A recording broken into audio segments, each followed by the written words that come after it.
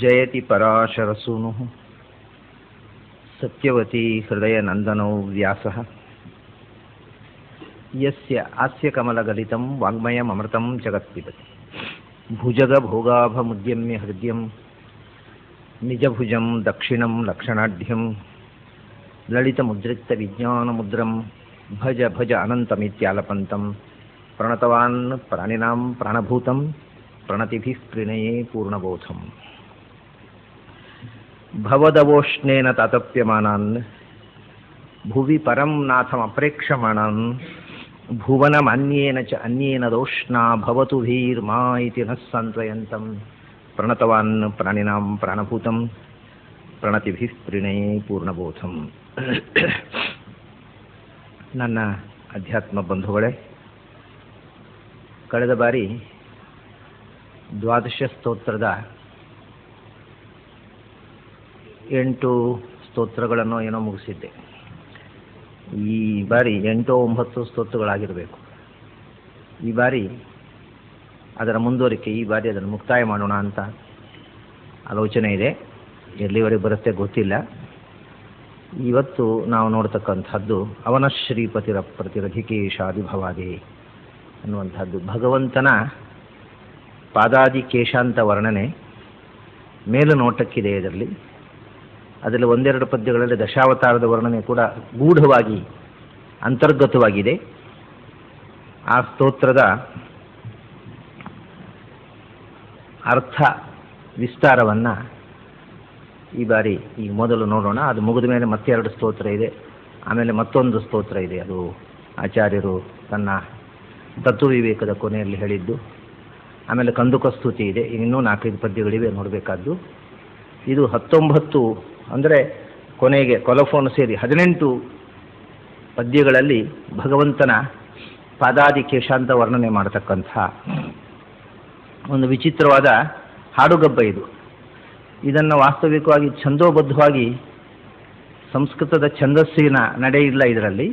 ಇದು ನಿಜ ಹಾಡುವುದಕ್ಕೆ ಬೇಕಾಗಿರತಕ್ಕಂಥದ್ದು. ಕೋರಸ್ಸಾಗಿ ಹಾಡುವುದು. 2ನೇ ಪಾದ ಅದು ಪಲ್ಲವಿಯಂತೆ, ಕರುಣಾಪೂರ್ಣ ವರ ಪ್ರದಚರಿತಂ ಜ್ಞಾಪಯ ಮೇತೆ, ಅದನ್ನು ಎಲ್ಲರೂ ಕೋರಸ್ಸಾಗಿ ಹಾಡಬೇಕು. ಒಂದು ಲೈನ್ ಆಚಾರ ಹಾಡೋದು. ಹೀಗೆ ಆಚಾರ್ಯರು ಯಾತ್ರೆ ಹೋದಾಗ ದೇವರ ನಾಮ ಹಾಡ್ತಾ ಹೋಗ್ತಾ ಇರೋದು. ಅವರು ಅವನ ಶ್ರೀಪತಿರ ಪ್ರತಿರಧಿಕೇಶಾದಿಭವಾದೇ ಅಂತ ಆಚಾರ್ಯ ಹೇಳಬೇಕು. ಆಮೇಲೆ ಕೋರಸ್ಸಾಗಿ ಎಲ್ಲರೂ ಕರುಣಾಪೂರ್ಣ ವರ ಪ್ರದಚರಿತಂ ಜ್ಞಾಪಯ ಮೇತೆ ಅಂತ ಹೇಳಬೇಕು. ಹಾಗೆ ಅದು ಅದರ ನಡೆಯು ಬಹಳ ಚಮತ್ಕಾರವಾಗಿದೆ. 2 ಲಘು 2 ಗುರು, ಆಮೇಲೆ ಪುನಃ 2 ಅವನ ಶ್ರೀ ಅವ ನ ಶ್ರೀ ಪತಿ 2 ಗುರು, 2 ಲಘು 2 ಗುರು 2 ಲಘು, ಆಮೇಲೆ ಗುರು ಲಘು ಲಘು, ಹೀಗೆ ಒಂದು ಪಾದದಲ್ಲಿ. ಆಮೇಲೆ ಅಧಿ ಕೇಶ 2 ಲಘು 2 ಗುರು, ಆಮೇಲೆ ಪುನಃ 2 ಲಘು 2 ಗುರು, ಹೀಗೆ ವಾಸ್ತವಿಕವಾಗಿ ಹಾಗಲ್ಲ. ಅದು 4 ಮಾತ್ರೆಗಳದ್ದು. ಅವನ ಶ್ರೀ ಅವನ ಅನ್ನೋ 4 ಮಾತ್ರೆ, ಶ್ರೀಪತಿ 4 ಮಾತ್ರೆ, ಅಪ್ರತಿ 4 ಮಾತ್ರೆ, ಹೀಗೆ 4 ಮಾತ್ರೆಗಳ 12 ಮಾತ್ರೆಗಳ ಒಂದು ಪಾದ. ಒಟ್ಟಿಗೆ 12 48 ಮಾತ್ರೆಗಳ ಪದ್ಯ ಅದು. ಅದನ್ನು ಬೇರೆ ಬೇರೆ ಲಯದಲ್ಲಿ ಆಚಾರ್ಯರು ನುಡಿಸ್ತಾರೆ. ಅಂದರೆ ಸಂಗೀತಗಾರರಿಗೆ ಒಂದು ರಸದೌತಣ ಇದು. ಅದನ್ನು 4 ಮಾತ್ರೆಯನ್ನು 2 ಮಾತ್ರೆಗಳಾಗಿ ತುಂಡು ಮಾಡಿ ಅಲ್ಲಿ ಪದಗಳನ್ನು ಸ್ಪ್ಲಿಟ್ ಮಾಡ್ತಾರೆ. ಅದು ಕೆಲವು ಕಡೆ ಎರಡೇ ಅಕ್ಷರಗಳು, ಕಜತೂನಿ ನಿಭಪಾವನ ವರಜಂಘ ಅಮಿತ ಶಕ್ತಿ, ಇಲ್ಲಿ 2 ಅಕ್ಷರಗಳ ಸ್ಪ್ಲಿಟ್ ಆಗುತ್ತೆ. ಕೆಲವು ಕಡೆ 3 ಅಕ್ಷರ. ಅದು ಹೇಗೆ ಬೇಕು ಹಾಗೆ ನಡೆಯನ್ನು ಲಯವನ್ನು ಬದಲಿಸ್ತಾ ಒಂದು ಸುಂದರವಾದ ಹಾಡುಗಬ್ಬ ಇದು. ಅದರಲ್ಲಿ ಅರ್ಥ ವೈಶಿಷ್ಟ್ಯ ಅನ್ನತಕ್ಕಂಥದ್ದನ್ನ ನಾವು ಮುಂದೆ ನೋಡುವಂಥದ್ದು. ಅದು ಛಂದಸ್ಸಿನ ನಡೆಯಲ್ಲಿ ಇರತಕ್ಕಂಥ ಚಮತ್ಕಾರ, ಬಹಳ ಚಮತ್ಕಾರವಾಗಿರತಕ್ಕ ಒಂದು ಛಂದಸ್ಸು. ಇದನ್ನು ಬೇರೆ ಯಾರೂ ಸಂಸ್ಕೃತಿಯಲ್ಲಿ ಬಳಸಲಿಲ್ಲ ಇಂಥ ಛಂದಸ್ಸನ್ನು. ಆಮೇಲೆ ಆಚಾರ್ಯರ ಈ ಸ್ತೋತ್ರವನ್ನು ನೋಡಿ ಕಮಲಾಕ್ಷ ತೀರ್ಥರು ಅನ್ನೋರೊಬ್ಬರು ಒಂದು ಹರಿಗಾಥ ಅಂತ ಬರೆದಿದ್ದಾರೆ ಇದೇ ಛಂದಸ್ಸಿನಲ್ಲಿ. ಈ ಹಾಗೆ ಪರಮಾನಂದ ಸುತೀರ್ಥ ಮುನಿರಾಜೋ ಹರಿಗಾಥ, ಕಮಲಾಕ್ಷ ವಿದತೀರ್ಥ ಸು ಮುನಿರಾಜೋ ಹರಿಗಾಥ ಅಂತ ಹೇಳ್ಕೊಂಡು ಕಮಲಾಕ್ಷ ತೀರ್ಥರು ಅಂತ ಅವರು ಪೇಜಾವರ ಮಠದ ಅಥವಾ ಅದ್ವಾರ ಮಠದ ಸ್ವಾಮಿಗಳವರು, ಮೂಲ ಪ್ರಶಿಷ್ಯರು ಕಮಲಾಕ್ಷ ತೀರ್ಥರು ಅಂತ ಅವರೊಬ್ಬರು ಇದೇ ಛಂದಸ್ಸಿನಲ್ಲಿ ಮತ್ತೊಂದು ಹಾಡುಗಬ್ಬವನ್ನು ಬರೆದಿದ್ದಾರೆ. ಆದರೆ ಅನಂತರ ಕೂಡ ಈ ಛಂದಸ್ಸನ್ನು ಹೆಚ್ಚು ಜನ ಬಳಸಲಿಲ್ಲ. ಆಚಾರ್ಯರ ಮೊದಲು ಕೂಡ ಈ ರೀತಿಯ ಸಾಮಾನ್ಯ ಸಂಸ್ಥೆಯಲ್ಲಿ ಛಂದಸ್ಸನ್ನು ಬಳಸ್ತಾರೆ, ಯಾವುದಾದ್ರೂ ವೃತ್ತವನ್ನು ಬಳಸ್ತಾರೆ. ಇದು ಒಂಥರ ಹಾಡುಗಬ್ಬ. ಹಾಡುಗಬ್ಬವನ್ನು ನಾನು ಕಳೆದ ಬಾರಿಯೇ ಹೇಳಿದ್ದೆ. ಹಾಡುಗಬ್ಬವನ್ನು ರಚಿಸಿದವರು ಇಬ್ಬರೇ ಸಂಸ್ಕೃತದಲ್ಲಿ, ಒಂದು ಜಯದೇವ ಕವಿ, ಮತ್ತೊಂದು ಆಚಾರ್ಯರು. ಅದನ್ನು ಸಂಗೀತದಲ್ಲಿ ಪ್ರಭುತ್ವ ಇದ್ದವರು ಮಾತ್ರ ಇಂಥ ರಚನೆಗಳನ್ನು ಮಾಡ್ತಾರೆ. ಸಂಗೀತ ಗೊತ್ತಿಲ್ಲದೆ ಇದ್ದವರು ಯಾವುದಾದ್ರೂ ವೃತ್ತದಲ್ಲಿ ಬರೀತಾರೆ. ಆಚಾರ್ಯರು ಕರ್ನಾಟಕ ಸಂಗೀತವನ್ನು ಜಗತ್ತಿಗೆ ಕೊಟ್ಟವರು. ಅದರಿಂದ ಸಂಗೀತವನ್ನು ಕೊಟ್ಟರು, ಸಂಗೀತಕ್ಕೆ ಬೇಕಾದಂಥ ವಾಂಗ್ಮಯವನ್ನು ಕೊಟ್ಟು ವಾಗ್ಗೇಯಕಾರರು ಆಗಿದ್ದರು ಅವರು. ಇದು ಭಗವಂತನನ್ನು ವರ್ಣಿಸುವ ಬಗೆಯನ್ನು ಮುಂದೆ ನೋಡೋಣ. ಅವನ ಶ್ರೀಪತಿರಪ್ರತಿರಧಿಕೇಶಾಭಿಭವಾದೇ ಕರುಣಾಪೂರ್ಣವರ ಪ್ರದಚರಿತಂ ಜ್ಞಾಪಯಮೇತೆ ಅನ್ನೋದು ಒಂದು ಪದ್ಯ. ಅವನಃ ಮತ್ತು ಅವನ ಎರಡು ವಿಧವಾಗಿ ಪದಚ್ಛೇದ ಮಾಡಲಿಕ್ಕಾಗುತ್ತೆ. ಅದನ್ನು ಪದಚ್ಛೇದ ಅವನಃ ಅಂತ ಇಟ್ಟುಕೊಂಡ್ರೆ ರಕ್ಷಿಸುವವನು ಅಂತ ಅರ್ಥ, ಅವನ ಅಂತ ಇಟ್ಟುಕೊಂಡ್ರೆ ರಕ್ಷಿಸುವವನೇ ಅಂತ ಸಂಬೋಧನೆ. ಅವನು ರಕ್ಷಿಸುವವನು ಅಂಥವನು ಅಂತ ಮುಂದೆ ಸಂಬೋಧನೆ ಬರ್ತದೆ. ಅವನಃ ಅಂತ ಇಟ್ಟುಕೊಂಡು ಇನ್ನೊಂದು ರೀತಿ ಪದಚ್ಛೇದ ಮಾಡ್ಲಿಕ್ಕೆ ಬರ್ತದೆ. ಅವ ನಹ ಅಂದರೆ ನಮ್ಮನ್ನು ರಕ್ಷಿಸು ಅಂತ, ನಹ ಅಂದರೆ ನಮ್ಮನ್ನು ಅಂತ ಅರ್ಥ ಸಂಸ್ಕೃತದಲ್ಲಿ. ಅವ ನಹ ಅಂದರೆ ನಮ್ಮನ್ನು ರಕ್ಷಿಸು. ಅವನಹ ಅನ್ನೋದಕ್ಕೆ ಈಗ ಮೂರು ಥರದ ಅರ್ಥ ಮಾಡ್ಲಿಕ್ಕೆ ಬಂತೀಗ. ಒಂದು ಅವನ ಸಂಬೋಧನೆ, ಜಗತ್ತಿನ ರಕ್ಷಕನೇ. ಅವನಹ ಅಂದರೆ ಜಗತ್ತಿನ ರಕ್ಷಕನಾದವನು. ನಹ ಅವ ನಮ್ಮನ್ನು ರಕ್ಷಿಸು. ಎಂಥವನು? ಶ್ರೀಪತಿ ಅಪ್ರತಿಹಿ ಅಂತದ್ದು. ಅವನು ಜಗತ್ತನ್ನು ರಕ್ಷಿಸ್ತಕ್ಕವ, ನಮ್ಮನ್ನು ರಕ್ಷಿಸು ಅಂತ ಕೇಳಲಿಕ್ಕೆ ಕಾರಣ ಏನು ಅಂತಂದರೆ, ಯಾರ ಹತ್ರ ರಕ್ಷಣೆಯನ್ನು ಕೇಳಬೇಕು ನಾವು? ಎಲ್ಲರನ್ನೂ ರಕ್ಷಿಸುವ ಒಬ್ಬ ಇದ್ದರೆ ಅವನ ಹತ್ರ ರಕ್ಷಿಸು ಅಂತ ಕೇಳಬೇಕು. ಯಾರೋ 4 ಜನರನ್ನು ರಕ್ಷಿಸಬಲ್ಲವರು, ತಾವು ಇನ್ನೊಬ್ಬರಿಂದ ರಕ್ಷಿತನಾದವರು, ಅಂಥವ್ರ ಹತ್ರ ನಾವು ರಕ್ಷಣೆ ಕೇಳುವಂಥ ಪ್ರಶ್ನೆ ಇಲ್ಲ. ಅದಕ್ಕೋಸ್ಕರ ಶ್ರೀಪತಿ ಅಂತಾರೆ. ಜಗತ್ತಿನ ತಾಯಿಯಾದಂಥ ಲಕ್ಷ್ಮಿಗೂ ನೀನು ಒಡೆಯ.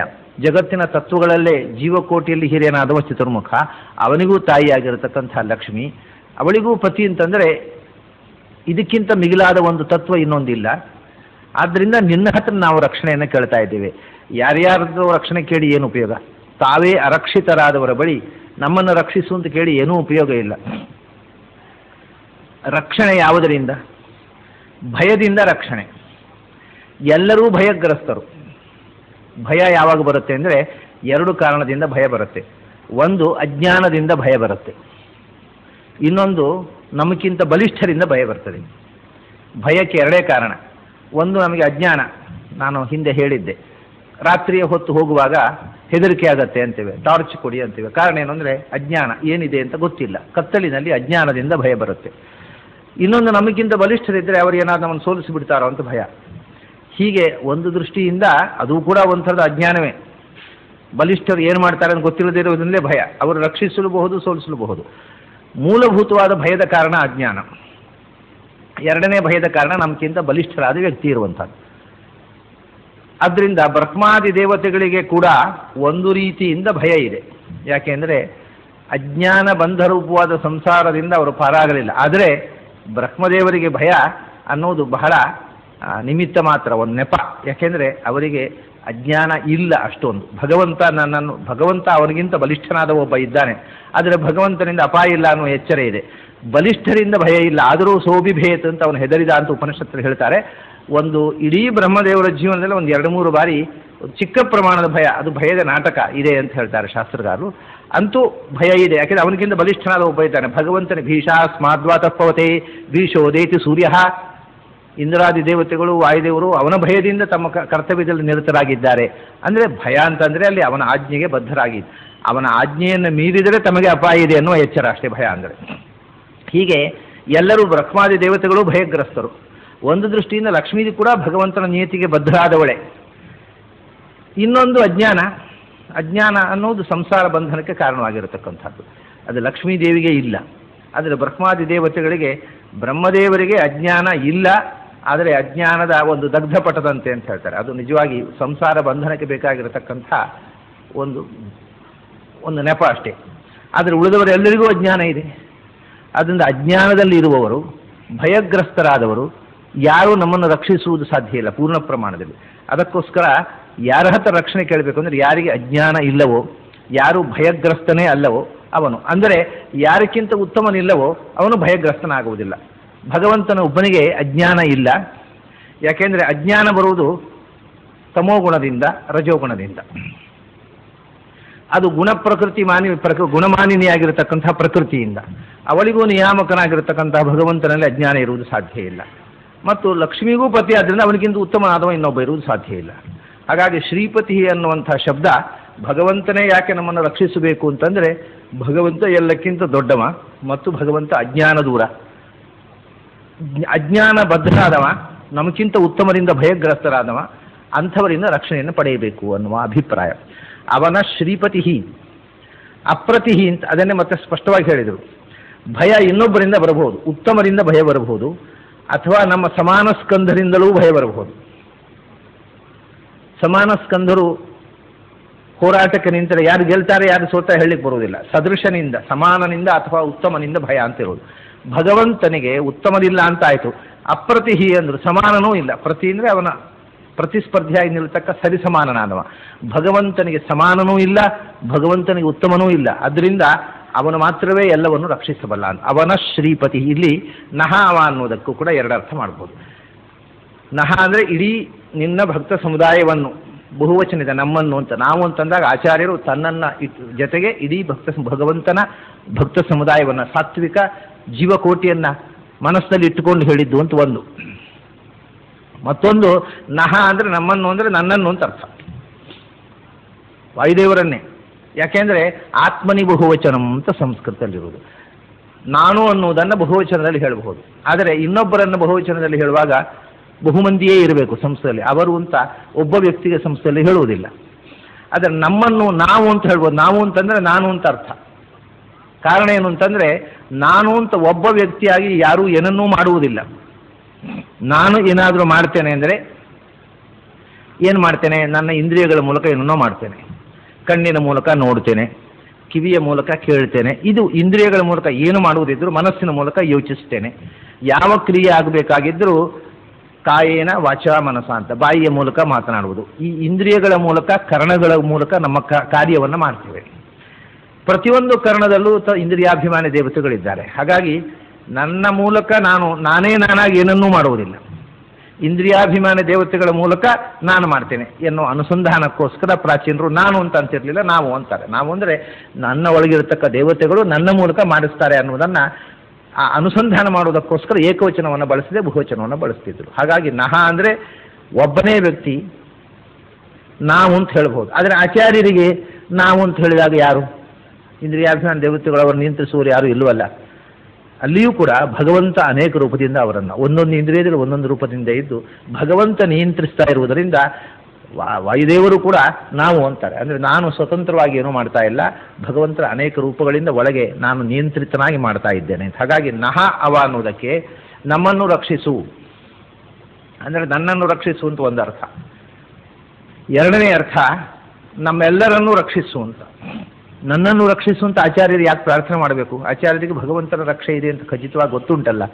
ಅದನ್ನ ರಕ್ಷಿಸು ಅನ್ನುವ ಪ್ರಾರ್ಥನೆ ಭಗವಂತ ನಾನು ಕೃತೋಸ್ಮರ ಕೃತಂ ಸ್ಮರ ಅಂತ ಉಪನಿಷತ್ನಲ್ಲಿದೆ. ನಾನು ಮಾಡಿದ್ದನ್ನು ನೆನಪಿಟ್ಟುಕೋ ಅಂತ. ಭಗವಂತನಿಗೆ ಮರೆತು ಹೋಗುತ್ತೇನೋ, ನೆನಪಿಟ್ಟುಕೋ ಅಂತ ಪ್ರಾರ್ಥನೆ ಯಾಕೆ ಮಾಡ್ತಾರೆ ಅಂದರೆ ನಾನು ಮಾಡಿರತಕ್ಕಂಥದ್ದನ್ನು ನೆನಪಿಟ್ಟು ನನ್ನನ್ನು ಕಾಪಾಡು ಅನ್ನೋದರ ಅರ್ಥ ನನ್ನ ಮೇಲೆ ನಿನ್ನ ಅನುಗ್ರಹ ದೃಷ್ಟಿ ಇರಲಿ ಅಂತ. ಹಾಗೆಯೇ ನನ್ನನ್ನು ರಕ್ಷಿಸು ಅಂದರೆ ರಕ್ಷಣೆಗೆ ಕಾರಣವಾಗಿರತಕ್ಕಂಥ ನಿನ್ನ ಅನುಗ್ರಹ ಸದಾ ನನ್ನ ಮೇಲೆ ಇರ್ತದೆ, ಇರುವುದನ್ನು ಪ್ರಾರ್ಥನೆ ಮಾಡುವುದು, ಅದನ್ನು ನೆನಪಿಸಿಕೊಳ್ಳುವುದು. ಹೀಗೆ ಭಗವಂತ ನನ್ನನ್ನು ರಕ್ಷಿಸಲಿ ಅಂತ ಆಚಾರ್ಯರು ಪ್ರಾರ್ಥನೆ ಮಾಡ್ತಾರೆ. ಸಮಸ್ತ ಜೀವಕೋಟಿಯನ್ನು ರಕ್ಷಿಸಲಿ ಅಂತ ಪ್ರಾರ್ಥನೆ ಮಾಡ್ತಾರೆ. ಯಾಕೆಂದರೆ ಅವನಃ ಎಲ್ಲರನ್ನೂ ರಕ್ಷಿಸ್ತಕ್ಕಂಥ ಶಕ್ತಿ ಅವನೊಬ್ಬನೇ. ಕಾರಣ ಏನು? ಅವನು ಶ್ರೀಪತಿ ಅಪ್ರತಿ ಅಂತ. ಅವನು ಸಾಟಿ ಇಲ್ಲದ, ಸದೃಶನಿಲ್ಲದೆ ಇರತಕ್ಕಂಥ ಅವನು ಲಕ್ಷ್ಮೀಪತಿ. ಉಳಿದವರೆಲ್ಲರಿಗೂ, ವಾಯುದೇವರಿಗೆ ಕೂಡ ಉತ್ತಮರು ಇದ್ದಾರೆ, ಸದೃಶರು ಇದ್ದಾರೆ. ವಾಯುದೇವರಿಗೆ ಸದೃಶರು ಋಜುಗಳು, ಉತ್ತಮರು ಲಕ್ಷ್ಮೀನಾರಾಯಣರು. ಅದರಿಂದ ಅವರಿಗೆ ಅಪ್ರತಿಯೋ ಅಲ್ಲ, ಶ್ರೀಪತಿಯೋ ಅಲ್ಲ. ಉತ್ತಮತ್ವ ಅವರಿಗಿಂತ ಉತ್ತಮರೂ ಇದ್ದಾರೆ, ಅವರಿಗಿಂತ ಸಮಾನರೂ ಇದ್ದಾರೆ. ಆದರೆ ಭಗವಂತನೊಬ್ಬನೇ ಉತ್ತಮನೂ ಇಲ್ಲದ, ಸಮಾನನೂ ಇಲ್ಲದೆ ಇರತಕ್ಕಂಥ ಒಂದು ವಿಶಿಷ್ಟವಾದ ಶಕ್ತಿ. ಅದಕ್ಕೋಸ್ಕರ ಅವನಿಂದ ರಕ್ಷಣೆಯನ್ನು ತಾನು ಕೇಳ್ತೇನೆ. ಅವನಃ ಶ್ರೀಪತಿ ಅಪ್ರತಿ. ಅದನ್ನೇ ಮುಂದೆ ಹೇಳ್ತಾರೆ, ಅಧಿಕೇಶಾಧಿಭವಾದೆ ಅಂತ. ಇದನ್ನು ನಾನಾ ವಿಧವಾಗಿ ಪದಚ್ಛೇದ ಮಾಡಲಿಕ್ಕೆ ಬರುವ ಹಾಗೆ ಆಚಾರ್ಯರು ಬರೆದಿದ್ದಾರೆ. ಅಧಿಕೇಶಾದಿಭವಾದೆ ಅಂತ ಒಂದು ಶಬ್ದ. ಆಮೇಲೆ ಅಧಿಕೇಶಾದಿಭವ ಆದೆ ಅಂತ ಪದಚ್ಛೇದ ಮಾಡಬಹುದು. ಅಧಿಕೇಶಾದಿ ಭವಾದೆ ಅಂತ ಪದಚ್ಛೇದ ಮಾಡಬಹುದು. ಅಧಿಕೇಶ ಆದಿಭವಾದೆ ಅಂತ ಪದಚ್ಛೇದ ಮಾಡಬಹುದು. ಅಧಿ ಕೇಶಾದಿ ಭವಾದೆ ಅಂತ ಪದಚ್ಛೇದ ಮಾಡುವುದು. ಏನು ಪದಚ್ಛೇದ ಮಾಡಿದರೂ ಬೇರೆ ಬೇರೆ ರೀತಿಯ ಹೊಸ ಅರ್ಥಗಳು ಬರುವಂತೆ ಆ ಶಬ್ದಗಳನ್ನು ಆಚಾರ್ಯರು ಸಂಯೋಜಿಸಿದ್ದಾರೆ. ಇದು ಪ್ರಾಯ ಸಂಸ್ಕೃತದಲ್ಲಿ ಮಾತ್ರ ಸಾಧ್ಯವಾಗುವಂತಹ ಒಂದು ವಿಧಾನ. ಬೇರೆ ಯಾವ ಭಾಷೆಯಲ್ಲೂ ಹೀಗೆ ಪದಚ್ಛೇದ ಮಾಡಿ ಬೇರೆ ಬೇರೆ ಹೊಸ ಅರ್ಥವನ್ನು ಹೊರಡಿಸ್ಲಿಕ್ಕೆ ಬರುವುದಿಲ್ಲ. ಅವನು ಅಧಿ ಅಂದರೆ ಎಲ್ಲಕ್ಕಿಂತ ಅಧಿಕನಾದವ, ಮತ್ತು ಅವನು ಕೇಶಾದಿ. ಕೇಶ ಅಂತಂದರೆ ಕೃಷ್ಣ ಅವತಾರವನ್ನು ನೆನಪಿಸಿಕೊಂಡು ಹೇಳತಕ್ಕಂಥದ್ದು. ಅವನು ಕೇಶದಿಂದ, ಕೇಶವೇ ಅವನ ಉತ್ಪತ್ತಿಗೆ ಆದಿ ಕಾರಣ. ಅಂದರೆ ಭಗವಂತ ತನ್ನ ಮೂಲ ರೂಪದಿಂದ ಕೃಷ್ಣ ಕೇಶವನ್ನ ತೆಗೆದುಕೊಟ್ಟ, ಅದೇ ಕೃಷ್ಣ ರೂಪ ಆಯಿತು ಅಂತ. ಅದನ್ನ ಕೇಶವೇ, ಭಗವಂತನ ಕೃಷ್ಣ ಕೇಶವೇ ಆದಿ, ಅವನ ಅವತಾರಕ್ಕೆ ಕಾರಣವಾಗಿರತಕ್ಕಂಥವ ಕೇಶಾದಿ. ಮತ್ತು ಎಲ್ಲರ ಭವ ಅಂದರೆ ಸಂಸಾರಕ್ಕೆ ಆದಿ ಕಾರಣ. ಅಧಿ ಕೇಶಾದಿ ಭವಾದಿ ಅಂತ ಮೂರು ಶಬ್ದಗಳನ್ನು ಇಟ್ಟುಕೊಂಡು ಇದನ್ನು ನಾವು ಅರ್ಥವಿಸಬಹುದು. ಅಥವಾ ಅಧಿ ಕೇಶ ಆದಿ ಭವ, ಕೇಶದಿಂದ ಮೊದಲು ಹುಟ್ಟಿದವ, ಕೇಶದಿಂದ ಆದಿಭವ, ಶುಕ್ಲಕೇಶದಿಂದ ಆದಿಯಿಂದ ಮೊದಲು ಭವ ಅಂದರೆ ಹುಟ್ಟಿದವ ಬಲರಾಮ, ಅವನಿಗೂ ಆದಿ ಕಾರಣ ಪುರುಷನಾದವ ಇವ. ಅದರಿಂದ ಕೇಶಾದಿ ಭವ ಆದಿ, ಮೊದಲು ಕೇಶದಿಂದ ಆದಿಭವ ಮೊದಲು ಹುಟ್ಟಿದವ, ಶುಕ್ಲಕೇಶದಿಂದ ಅಣ್ಣನಾಗಿ ಹುಟ್ಟಿದವ ಬಲರಾಮ, ಅವನಿಗೂ ಕಾರಣನಾದವ. ಆಮೇಲೆ ಕೇಶಾದಿ, ಕಾ ಅಂತಂದ್ರೆ ಚತುರ್ಮುಖ ಬ್ರಹ್ಮ, ಈಶ ಅಂದ್ರೆ ರುದ್ರ, ಅವರಿಬ್ಬರಿಗೂ ಆದಿ ಕಾರಣನಾದವ. ಮತ್ತು ಎಲ್ಲರಿಗೂ ಭವ ಆದೆ, ಎಲ್ಲರ ಸಂಸಾರಕ್ಕೂ ಕಾರಣನಾದವ. ಮತ್ತು ಭವ ಅಂತಂದ್ರೆ ಸಂಸಾರ ಅಂತ ಇಷ್ಟೇ ಅಲ್ಲ, ಭವ ಅಂತಂದ್ರೆ ಅಭಿವೃದ್ಧಿ ಅಂತ ಅರ್ಥ. ಉನ್ನತಿ, ಸಾಧನೆಯಲ್ಲಿ ಉನ್ನತಿಯನ್ನು ಪಡೆಯುವುದು, ಉನ್ನತಿ ಪಡೆದು ಮೋಕ್ಷ ಸುಖವನ್ನು ಅನುಭವಿಸುವುದು, ಅದಕ್ಕೂ ಭವ ಅಂತಾರೆ. ಭವ ಅಂದರೆ ವಿಭೂತಿ, ಉನ್ನತಿಗೆ, ಎತ್ತರಕ್ಕಿರುವುದು. ಅದಕ್ಕೂ ಎಲ್ಲರ ಭವಕ್ಕೆ, ಉನ್ನತಿಗೆ ಕಾರಣನಾದವ, ಎಲ್ಲರ ಸಾಧನೆಯ ಉನ್ನತಿಗೆ ಕಾರಣನಾಗಿ ಮೋಕ್ಷಪ್ರದನಾದವ. ಆಮೇಲೆ ಕೇಶಾದಿ ಬ್ರಹ್ಮರುದ್ರಾದಿಗಳು, ಕಾ ಅಂದರೆ ಬ್ರಹ್ಮ, ಈಶಾ ಅಂದರೆ ಶಿವ, ಆದಿ ಅಂದರೆ ಮೊದಲಾದವರು. ಕೇಶಾದಿಗಳ ಭವಕ್ಕೆ ಆದಿ, ಬ್ರಹ್ಮರುದ್ರಾದಿಗಳಿಗೂ ಸಂಸಾರವನ್ನು ಕೊಟ್ಟು ಅವರನ್ನು ನಿಯಂತ್ರಿಸ್ತಕ್ಕಂಥ ಶಕ್ತಿ. ಹೀಗೆ ಅಧಿ ಕೇಶಾದಿ ಭವಾದಿ, ಅಧಿಕೇಶಾದಿ ಭವ ಆದಿ ಎಲ್ಲರಿಗೂ ಕಾರಣ ಆದವ. ಅಧಿಕೇಶ ಕೇಶಾದಿ ಭವ, ಕೇಶಾದಿಗಳಿಗೆ ಬ್ರಹ್ಮರುದ್ರಾದಿಗಳಿಗೂ ಕೂಡ ಸಂಸಾರವನ್ನು ಕೊಡ್ತಕ್ಕವ. ಯಾವ ರೀತಿ ಪದಚ್ಛೇದ ಮಾಡಿದರೂ ಹೊಸ ಹೊಸ ಅರ್ಥದಲ್ಲಿ ತೆರೆದುಕೊಳ್ಬೇಕು. ಬರೇ ಕೇಶ ಅಂದರೆ ಆನಂದಕ್ಕೆ ಈಶ, ಅಧಿಕನಾದವ. ಕೇಶ ಅಂದರೆ ಆನಂದಕ್ಕೆ ಈಶನಾದವ. ಕೇಶಾದಿ ಅಂದರೆ ಕೇಶವೇ, ಕೃಷ್ಣ ಕೇಶವೇ ಕಾರಣ ಆಗಿರತಕ್ಕವ. ಕೇಶಾದಿ ಭವ ಅಂದರೆ ಶುಕ್ಲಕೇಶದಿಂದ ಮೊದಲು ಹುಟ್ಟಿದಂಥ ಬಲರಾಮ, ಅವನಿಗೆ ಆದಿ ಕಾರಣನಾದವ. ಭವಾದಿ ಅಂದರೆ ಎಲ್ಲರ ಸಂಸಾರಕ್ಕೂ ಎಲ್ಲರ ಉನ್ನತಿಗೂ ಕಾರಣನಾದವ. ಕೇಶಾದಿಗಳು ಬ್ರಹ್ಮರುದ್ರಾದಿಗಳ ಭವಕ್ಕೆ ಆದಿ, ಸಂಸಾರಕ್ಕೆ ಕಾರಣನಾದವ. ಯಾವ ರೀತಿ ಆ ಶಬ್ದವನ್ನು ಒಡೆದರೂ ಆ ರೀತಿ ಹೊಸ ಅರ್ಥವನ್ನ, ಭಗವಂತನ ಒಂದು ಹೊಸ ಗುಣವನ್ನ ಹೇಳತಕ್ಕಂಥ ರೀತಿಯಿಂದ ಈ ಶಬ್ದದ ಸಂಯೋಜನೆ ಆಗಿದೆ. ನೀವು ಇದನ್ನು ಯೋಚಿಸಬೇಕು. ಸಂಸ್ಕೃತದಲ್ಲಿ ಶ್ಲೇಷವನ್ನ, ಪ್ರಾಸವನ್ನ ಬಳಸಿ ಮಹಾಕವಿಗಳಾದವರು ನೂರಾರು ಮಂದಿ ಇದ್ದಾರೆ. ಆದರೆ ಇದರಲ್ಲಿ ಮೇಲು ನೋಟಕ್ಕೆ ಇದನ್ನು ಏನು ಪ್ರಾಸವನ್ನ ಅಥವಾ ಶ್ಲೇಷವನ್ನ ಉದ್ದೇಶವಾಗಿ ಇಟ್ಟುಕೊಂಡು ಬರೆದ ಹಾಗಿಲ್ಲೇ ಇಲ್ಲ.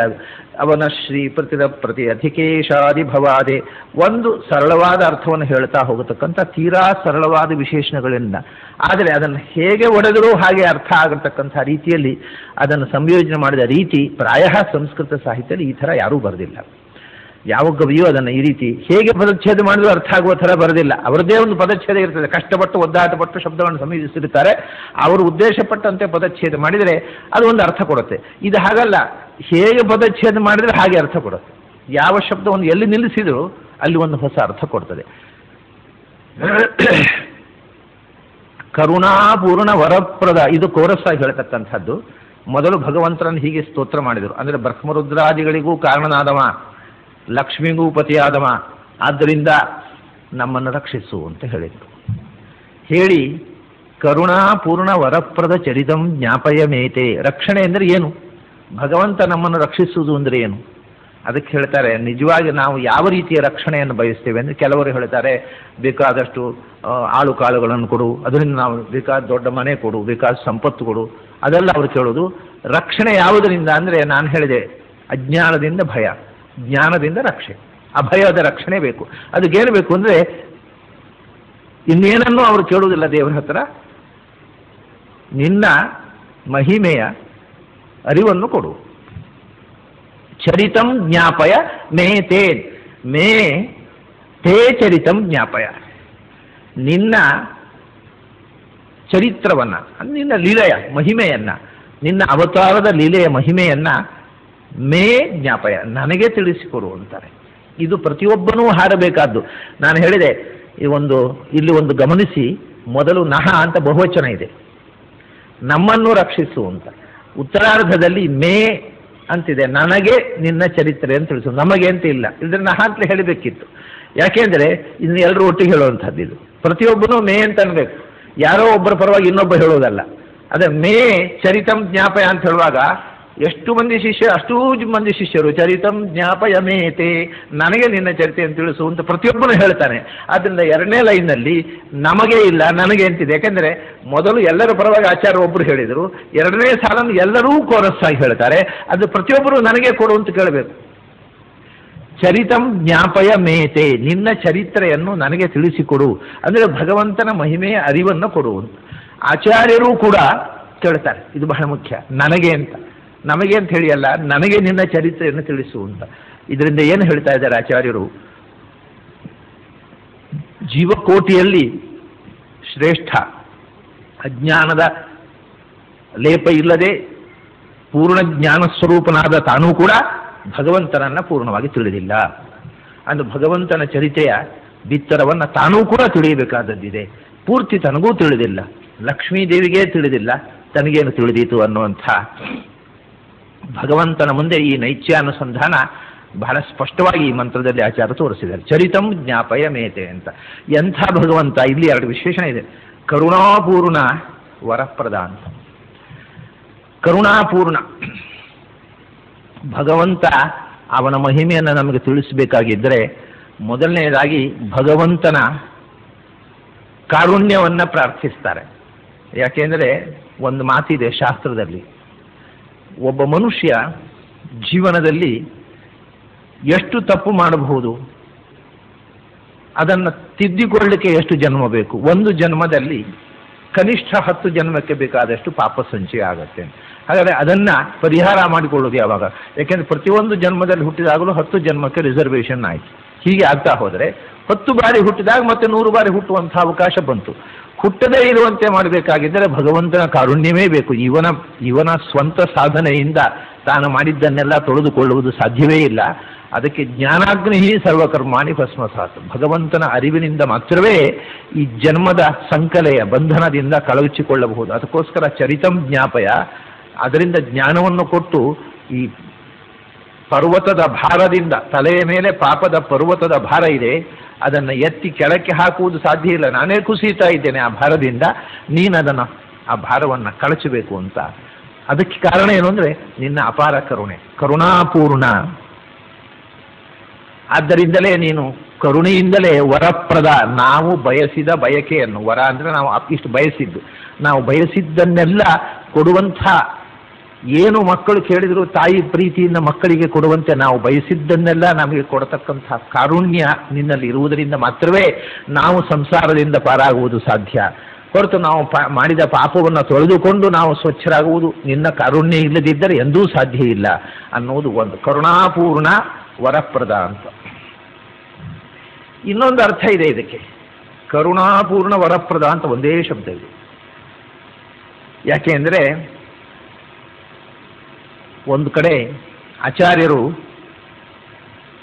ಕೃಪಾಳುಭಿ ಬ್ರಹ್ಮರುದ್ರೇಂದ್ರಾದಿಭಿ ಅರ್ಥಿತಃ ಭಗವಾನ್ ಅಂತ ಹೇಳ್ತಾರೆ.